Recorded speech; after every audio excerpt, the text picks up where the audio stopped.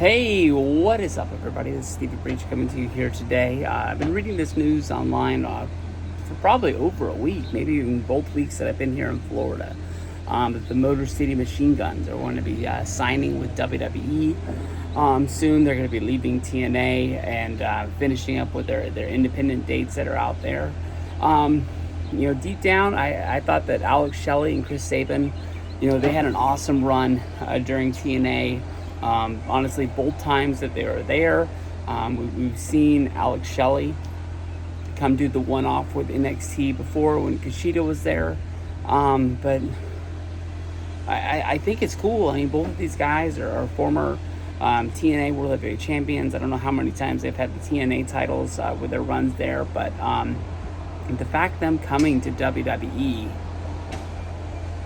I don't really know. I don't really understand why you would choose WWE as a tag team over AEW. I mean, AEW, they really are kind of like hit and miss with the tag team division about when they're really doing storylines with it, when they can really care about it. Sometimes it really seems like they care about the trios championships more than they do the tag titles.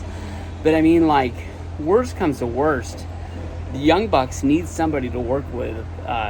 Mostly they're going to be on every pay-per-view that AEW does. You can at least scrape a good match together going up against them.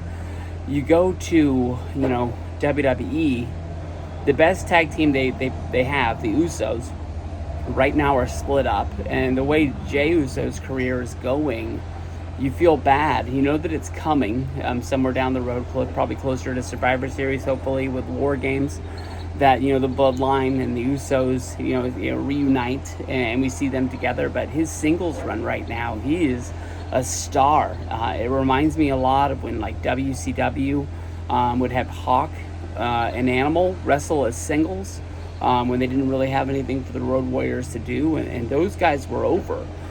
They were believable to take on a Ric Flair or a Sting. They didn't have to have their partner with them, but they're not really together right now. The tag team titles are on Judgment Day, which they're a faction. It does make sense for them to be having gold, but you got like the Authors of Pain.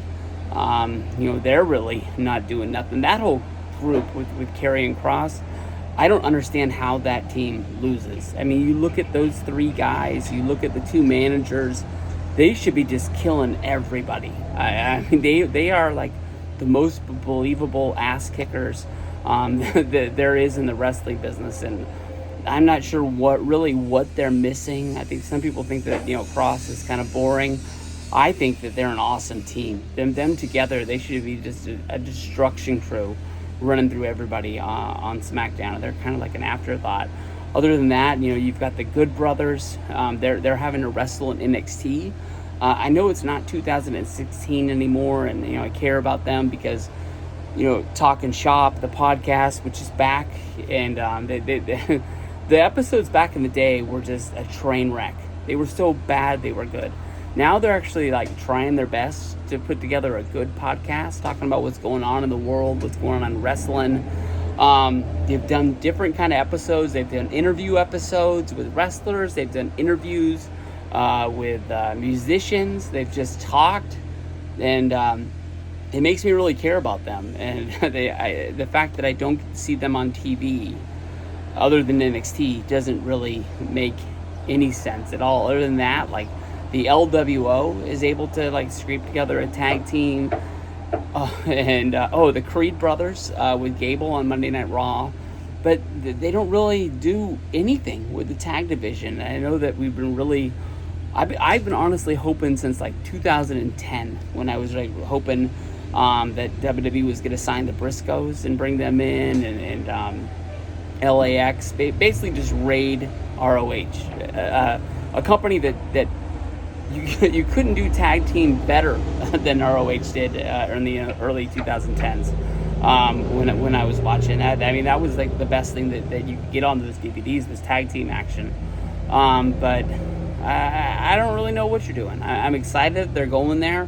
Hope they get one hell of a payday. But more than likely, it's going to be worse than like AEW when you debut you're a big thing for like 2 weeks, and then a month later, you're like, man, really, what happened to those guys? It doesn't really make sense. But WWE's got to get on the ball. That when the Usos were there, they were able to scrape together a good tag team match each and every pay-per-view. But right now, like, you got teams like Miz and R-Truth, and that's kind of like the top of your division.